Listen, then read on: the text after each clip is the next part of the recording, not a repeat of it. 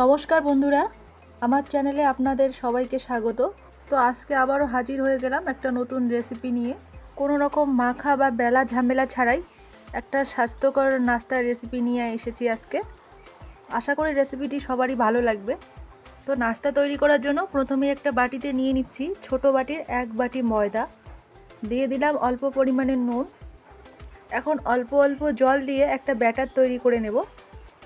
জলটা কিন্তু একেবারেই দিতে যাবেন না, এই ব্যাটারটা খুব বেশি পাতলা বা খুব বেশি ঘন হবে না।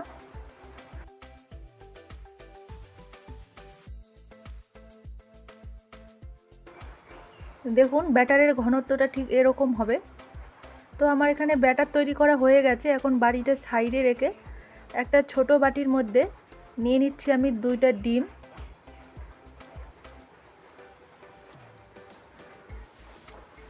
এই ডিমের মধ্যে দিয়ে দিচ্ছি আমি কিছুটা পরিমাণে পেঁয়াজ কুচি, 2টা কাঁচা লঙ্কা কুচি, অল্প পরিমাণে নুন দিয়ে দিলাম।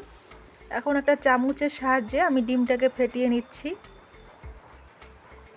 ডিমটা ফেটানো হয়ে গেছে, এখন এটা আমি সাইডে রেখে দিচ্ছি।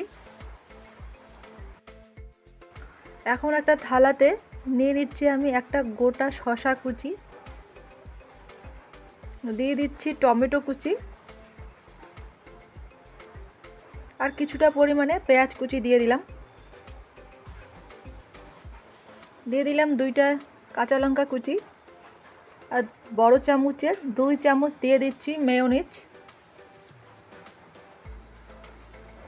এখন সমস্ত কিছু আমি হাত দিয়ে ভালো করে মেখে নিচ্ছি একসাথে।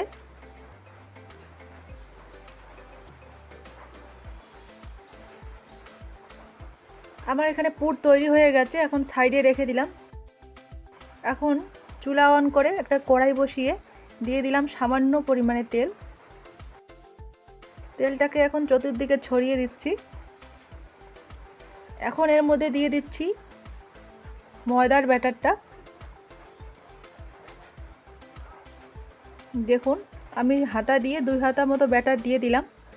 এখন আমি কড়াইটা ঘুরিয়ে ঘুরিয়ে ব্যাটারটা ছড়িয়ে নিচ্ছি।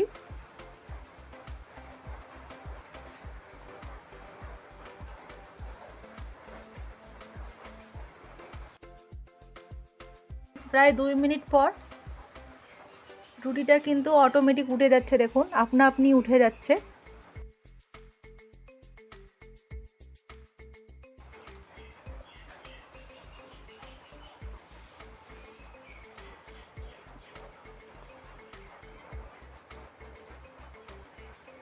দেখুন বন্ধুরা, রুটির এক পিঠ ভাজা হয়ে গেলে আমি উল্টে দিচ্ছি। এখন এর মধ্যে দিয়ে দিচ্ছি আমি সামান্য পরিমাণে তেল।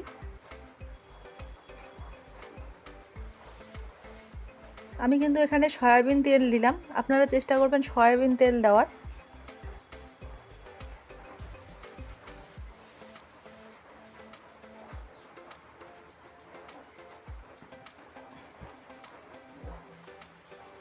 দেখুন আমার এখানে পরোটাটা ভাজা হয়ে গেছে,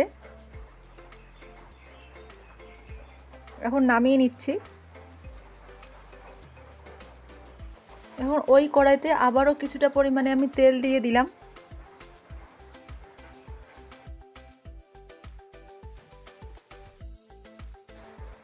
এখন ফেটানো ডিমটা আমি কিছুটা পরিমাণ দিয়ে দিলাম। এখন এর উপরে আমি পরোটাটা দিয়ে দিব।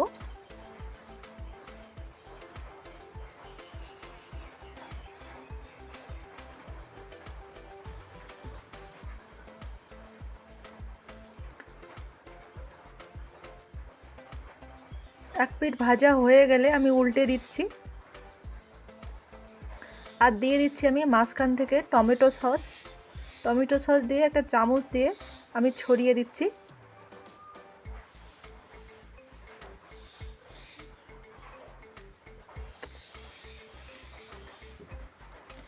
এখন আমি এর মধ্যে শসার পুরগুলো দিয়ে দিচ্ছি।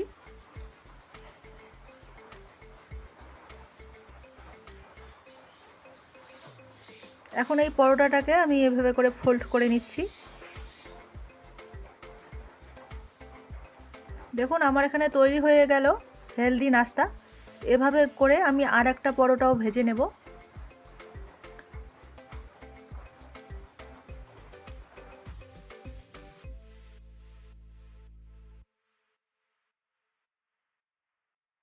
তো রোজ রুটি পরোটা খেতে ভালো না লাগলে এভাবে এই নাস্তাটা একবার বাড়িতে ট্রাই করতে পারেন।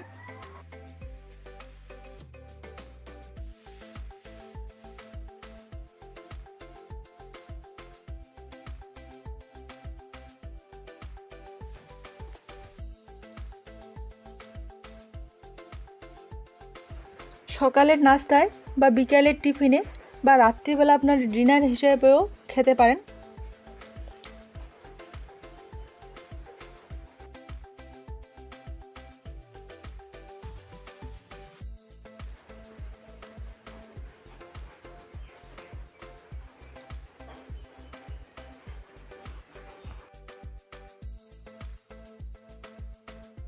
তো এইভাবে করে আমি আর একটা পরোটাও তৈরি করে নিচ্ছি। দেখুন,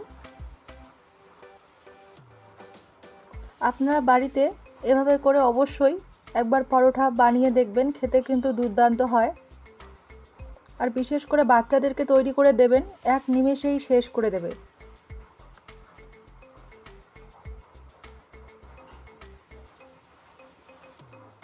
তো আমার এই নাস্তার রেসিপিটি আপনাদের কেমন লেগেছে অবশ্যই কমেন্ট করে জানাবেন। ভালো লাগলে লাইক কমেন্ট শেয়ার করতে ভুলবেন না। আর আমার চ্যানেলের নতুন রেসিপির আপডেট পেতে হলে চ্যানেলটি সাবস্ক্রাইব করার অনুরোধ রইল।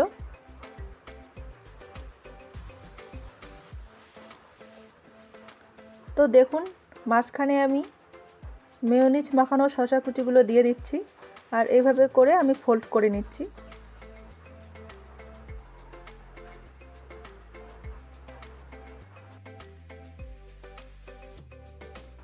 তো তৈরি হয়ে গেল আমার এগ পরাঠা রোল। আমি পরাঠাগুলোর মাঝখানে কেটে নিচ্ছি।